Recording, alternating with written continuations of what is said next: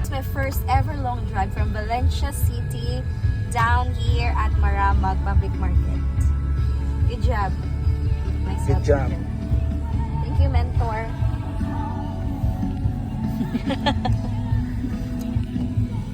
That way.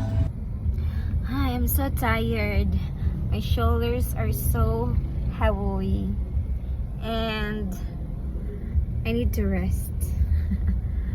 Driving is not easy, man, but nowadays it's been so necessary for the girls. For example, wala imong bana and need mo nga na ang importante kay nga lakaw. So as a wife, you really need to drive the car. So practice gid ani, huh?